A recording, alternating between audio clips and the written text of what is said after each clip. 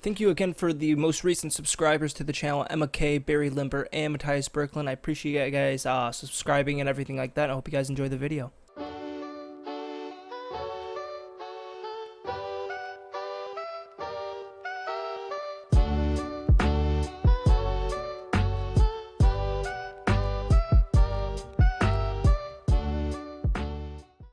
Hello, welcome back to episode 4 of our Football Manager 21 Hertha Berlin beta save. And in between episodes, we got busy to say the least. I started here so you can't actually see anything to where we're at. But so when we left off, we drew 1-1 with FC Augsburg. And following that, we actually lost finally again our second loss of the league season against Borussia Dortmund. We lost 1-2 at the Olympiastadion, which is our home stadium. We lost. Santiago Escasibar got a goal. However, it just wasn't enough to seal away or even draw points. However, we're now on a 4-game winning streak in between episodes. I said we're going to start this episode on Sandhausen. That's where we're going to do it. But we beat Union Berlin in a kind of unconvincing 1-0 win, but with Christoph Piontek getting his goal. We beat Borussia Mönchengladbach, who at the time was second. It was a top of the table clash. We beat them away 3-1. And Luca Bacchio, Dari, and Matthias Cunha all got a goal in that matchup. We then beat Mainz 2-0 home with Piontek and Cunha both getting goals, Piontek getting a pen. Seems to make sense. And then we faced Freiburg also away, and we won 3-1 with Dari, Piontek, and Cunha also getting goals. So these three, really, Cunha and Dari, they're really getting a lot of goals between each other. Piontek coming, every so often, but those guys seem to be getting a decent amount of goals. And to reveal the table, this is what the table now looks like. Almost everyone's played 12, 13 games essentially, so we still have a game in hand. We're 4 points clear at the top of the table, 4 points clear of RB Leipzig, 6 above, who is it? Pretty much 3rd, 4th, and 5th, which is Borussia Mönchengladbach, Schalke 04, and Borussia Dortmund as well. We've had 8 goals conceded, which is the best in the league. We've also scored 22, which is the joint first in the league, tied with Bayern and Borussia Mönchengladbach, which, two pretty decent sides and whatnot. We have the least amount of losses in the league. We have 1 draw, which is almost up there. However, it looks like Bayern has 0 and Arminia Bielefeld, they only have 1. But we've won 9 games, which is the most. 2 more than next best, RB Leipzig and FC Bayern. So, to get started, second round of the DFB-Pokal against Sandhausen 1916. I did a little bit of tweaking in between episodes, just when I put certain players in, so I don't have to change their position or tactics every single time. So, as you can see, like right here, for example, Piontek, he has a personalized tactic or instructions, I should say, just so when I throw Matthias Cunha in, his is personalized to always be advanced forward. So whenever I put Matthias Cunha there, he's always going to be advanced forward. I can always just turn it off if I don't want it. I think it just makes it a lot easier and whatnot. But for this matchup, we're trying something a little bit different. We're also going to try Piontek up front, but we're going to put Desart in the midfield, in the defensive midfield. Guendouzi, of course, is our box-to-box, and then we're actually going to try Ugarte in at the advanced playmaker instead of Dari, just to get Dari a little bit of a rest, but also to raise the sharpness of Ugarte as well. Desart, he isn't looking great, so I figured let's get him some game time. And Boyata, he's going out soon, but I'm thinking maybe if we play him in a game or two, hopefully he has some good games. It'll hopefully raise the value, raise more money we're trying to get out of him. I'm trying to sell him for 7.75 mil. He's agreed to, to that price. Essentially, he says that's a fair evaluation. However, we haven't gotten anything actually reflecting that, unfortunately. Usually it's around 3-4 mil. The guy's 30 years old. 7.75 mil is a little bit of a stretch, but I'd like to try and get something, but he might be gone this episode in the transfer window. This is the lineup that we're running out with. Of course, I told you that last minute change of Klünter up and right back instead of Zefjuk just to get his match sharpness up, but hopefully it's a pretty easy day in the office. We already have a highlight. Plattenhardt has a free kick. We're trying to put the ball in, but nothing can get to you. Boyata going down the line, really out of position, and that is a dangerous ball to be playing. Klünter loses it. We gain possession back once again. Ugarte putting the ball in, but again, we lose possession, and they're just huffing the ball up the field. I believe they do a 1 route tactical play. Piontek with a great goal. Who got that ball? Who played that ball? Was it Ugarte? I almost think it was Ugarte. I don't remember. Ugarte moves, advanced playmaker, different role than he's used to, but a brilliant ball, and Christoph Piontek can put in the back of goal for his 5th goal this season. Guendouzi steals the ball, puts it down, is able to get a goal. Christoph Piontek was tackled, but the ball laid very fortunately there for Guendouzi to put the ball away near post. Lovren puts a ball in and kissed her. Tim Kister gets his first goal of the season against us. 10 minutes, after 10 minutes, it was 2-1, and they get a very nice ball, and it seems like no one's marking him. Half time, and it's really looking like the score should be 1-0, 2-0. I mean, they're actually 0.01, which is ridiculous. Ours is 1.4. We've had 9 shots, 3 on target. That one goal that they had was their only shot, and of course it was on target, so it's just not working out. I think we're gonna have to make some subs soon. 2 subs, Dari going in for Guendouzi. Guendouzi just looks like he just needs a little bit of a break. I know he's having a good game, but I figured, you know what, hopefully we can give him a little bit of a break. And then Nico Serrano isn't doing much today, so I figured let's put DeRozan in real quick and see what he can do. Dari puts the ball in. That was such a weird spot for a free kick, but Krzysztof Piątek puts the ball in the back of the net for a double, his 6th goal this season. Dari's just weirdly outside the box. He's double marked, but he can still get the ball in the near post. Keeper can't do anything about it. Dodi retains possession. Ugarte puts the ball upfield. Klunter, can he put a ball in? No, he's tackled before he can do anything, but we win the ball back. Ugarte doing something with it. Playing our wide cross in. What a goal from Ugarte! That's like a 14-yard header. Let's watch this back. Ugarte, of course, has the ball, has a little bit of space, plays it to Javero, who sees Plattenhart out wide. Plattenhart puts the ball in. Ugarte, with a 14-yard header, maybe 15, I don't know. 12, I think the PK spot's 12, but what a header. 4-1 with only a few minutes left to go. Ugarte's pretty tired.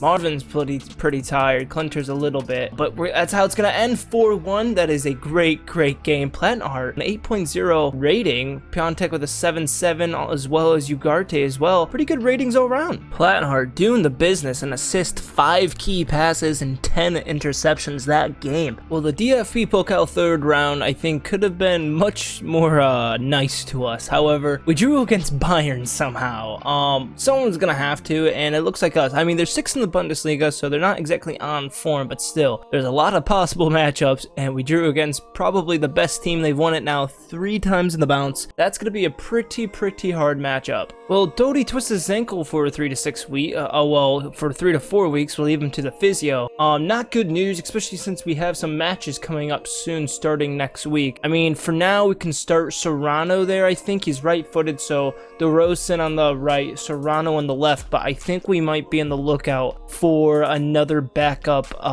attacking wide midfielder, preferably on the right. I'd rather get rid of Dodi, to be honest, even though he's 22. I'd rather keep DeRozan. However, I'd just rather get a youngster and whatnot who can develop in time. Plus, Lecky's probably going to be leaving soon. We've had a few amount of bids come in for him, usually around the 300 to 375k mark. However, I rejected those. He got upset. I said, hey, if I get something for 500k, that's my valuation for you, I'll accept. And he's like, yeah, all right, sounds good. 400k from Genk, I'm stalling on it for now because that actually might be the best one we get. So I'd rather get something out of him rather than nothing. Actually, need I say no more, but yeah, Francisco Gonzalez, who's actually going to be joining us pretty much in about 3-4 days. Not the best of stats, but I mean, definitely a player. He's only 19. He can always, develop and everything like that. So we might not actually have to sign any replacement for him because we've already done it. Plus, we signed him for 900k. We also have Matias Arezzo coming in soon for 1.7. So I'd like to hopefully sell Cordoba and or Piątek, just because then we have 2 strikers that we can, usually use. But we'll see what happens. So our 2 signings are here. We have, what is his name? Francisco Gonzalez. He is now in the squad. However, he won't be with us actually until February. So hopefully injury-wise, we're okay. But we might be able to keep Lecky until the end of the summer. If he decides that he's going to accept a contract with another team on a free, then we actually can keep him for a bit longer for the rest of the season. But I think Gonzalez, after that, he's going to be in the team at least, usually in the subs and whatnot. Maybe he'll get some playing time, at least a decent amount. And we also got Matias Arezzo, very highly rated youth prospect amongst a lot of people in FM. 13 dribbling, 14 for finishing first touch. Pretty good player, but that 19 determination, 16 heading, which is kind of weird with only 11 jumping range. But I mean, I'll take the heading. He's only 179 centimeters tall, so he's not very tall. But I mean, why not? I think this is the lineup we're going to go with against Schalke. There's no noticeable changes. It's pretty much our starting 11, except of course Nico Serrano's here on the left, Javero DeRozan on the right, because Dodi right now is injured for a few weeks. I believe it was his twisted ankle or something like that. So Dodi, of course, he's not in the squad. But instead we have DeRozan on the right, and yeah, we're gonna see how we get along. Here is the starting 11s for both teams.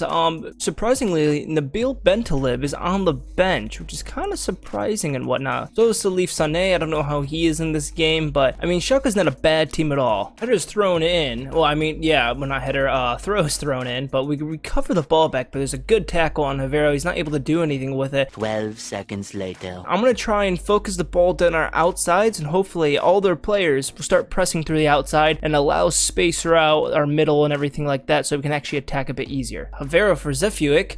Goes down the wing, but can he get a ball? And he does! It's blocked! Oh, and Dari just shoots just wide and can't do anything with it. It's not a terrible half. XG 0.62 versus their 0.11. However, we missed a sitter there. Dari should have been able to at least put that on target. So I think this is, interestingly enough, what we're going to try and go with. Serrano and Dari are going to come off. I don't want to do three subs at once, but I'm going to for this case. It just seems like we need it. DeRozan started to get an injury, and so I decided just to take him off. I don't want to aggravate it anymore. Take him off. We're going to put Cunha on the right, Lecky on for Serrano on the left, and then we're going to put Krzysztof Piątek up in the middle, and hopefully we can create some more chances and hopefully get some goals. 75th minute, but now 80th. Still nothing to save for. We're higher in XG, but it doesn't mean anything. This is the chance where we go very, very attacking, because their strikers up top just aren't doing too much. Low ratings all around. Maybe we can get something, and it doesn't look like we can. We draw 0-0 at home. Not the result we wanted. Schalke are in 4th place, so they're a decent side still, but a very disappointing result, and it looks like we really should have come out on top. Alvaro DeRozan, luckily it's a tight hamstring, nothing more, only out 1 to 2 days. I feel like if we tried and kept him on, even if it was a tight hamstring, maybe he could have torn something, so it's a good thing we got him out then. Like I said, not the result we wanted with the 0-0 draw.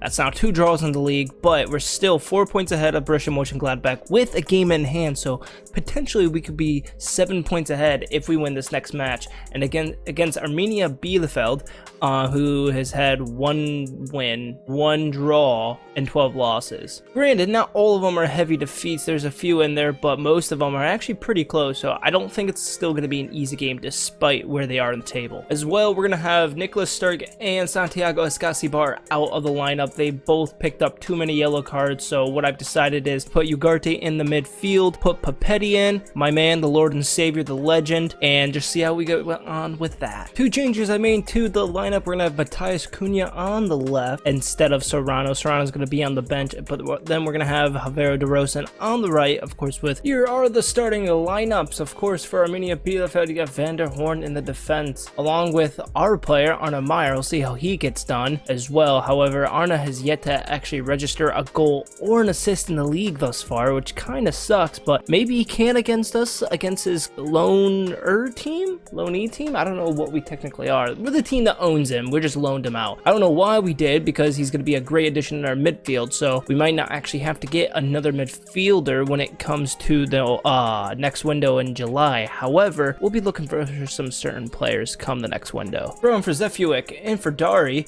Takes a shot against Ortega. That angle isn't exactly the best of decisions, but we're able to win the ball back, play it from the back and everything, keep the ball. Decent opportunity there, looking for something creative, but nothing to make there. But Mateo loses the ball, wins it back, loses it, wins it back. Just can't exactly hold on to it there. It looks like they're pressing high again as well. Well, good ball, and Mateus Orezo on his debut nets his first goal of the season. What a lad. Cunha has the ball here, just can't really do anything with it, so Ugarte puts it wide for Middlestat, puts a ball in, perfect for Orezo to run through and stay on sides, puts the ball near post, and is able to beat the keeper. There we go, Matthias. Dari on the free kick, can put the ball in, and it's Omar Alderete for his 2nd goal of the season. A great ball from Dari, he's able to put the ball in, and Omar's able to get his head right above Van der Hoorn, and he's able to, Van der Horn, and is able to put the ball in the back of the net. 2-0 at halftime. Garte puts the ball out. Mateo, is he going to go for a shot? I don't know why he would, but Middlestat has the ball. Just keep him possessing. And a terrible pass by Ugarte. And now they're on the counter and Close is able to get a shot in. Gasparini, what a 1v1 opportunity. And he's really able to help us out there. And held again by Gasparini. What a keeper. We're doing something a little different here. We're going to have Guendouzi on a defensive midfielder defend. Making a few tactical changes. Moving Guendouzi back, Serrano back into an inverted winger support. Matthias Cunha, he's going to be on a support role with Arezzo a little bit more on the right. Dari on a box-to-box support role. So hopefully we're a little bit better defensively, more bodies in the box and around the ball. Renia Bielefeld, dangerous ball on the outside is a good opportunity, and it's an own goal. Clunter, I believe, was trying to clear, and Omar Alrate just gets in the way, and very unfortunate goal there. Good save by Gasparini. Tries clearing it. Don't know why he tries clearing it across goal. It's obvious. Clear it away. You're right-footed. Use your right foot. Clear it. Give a corner at least. Guendouzi's on the ball. Dari. Keep the ball. Arezzo with a dangerous ball over the top, and Arezzo is able to put the ball away. Second goal. What a debut from Matthias Arezzo. Guendouzi puts it in for Dari, and they just play tiki-taka right back and forth. Guendouzi sees the run over top in the space behind the center backs with Arezzo's run. What a run from the youngster, and what a ball. Yes, continue it. 3-1. XG has not been kind to us this game. More of an even game than it should have, than what the scoreline suggests. Very well done to be able to get the win. Very happy with that. Good job. For now, guys, that is going to be the end of the episode. If you have any suggestions, I probably also would recommend trying to get any suggestion in as quick as possible in the comments below about some possible center attacking mids. Now, of course, Matthias Palacios, very popular pick amongst FM players, so I'm going to be looking at him, trying to bring him to the club in the summer. However, I'm looking to switch up the formation next summer. You know, this was kind of a formation that we kind of... It fit the team that we had with us, and a few players a little bit out of position, but nothing too crazy and everything. But in the summer, we're going to be looking to switch to a new formation, and it's going to be evolving center attacking mids and less defensive mids. So essentially, this is what we're going to be running, a 4-2-3-1 with an advanced playmaker instead, and then we'll have our inside forward / wingers on the outside, depending on who's going to be playing there. It all depends on what we can do in the transfer window in the summer. But yeah, if you guys have any suggestions, let me know. In between episodes, I'm gonna try and get through a few more games. Maybe I can get done with 4. I don't want to do too much outside, but maybe I'll try and get done with 4 games and leave Eintracht Frankfurt, Bayern in the next episode, or maybe I'll just do these 5 and leave a Bayern filled episode. And yeah, so hope you guys have enjoyed. If you have enjoyed, make sure to leave the like button, comment down below anything you want. I don't really care, you know, player suggestions, things you'd like to see in the episodes and whatnot. You just want to say hi, I'll comment right away. It's just kind of how it goes. I get emails for it, I see it, I open YouTube and I comment as soon as I see it. So yeah, if you guys have anything, subscribe also if you're new, and I'll see you guys in the next episode.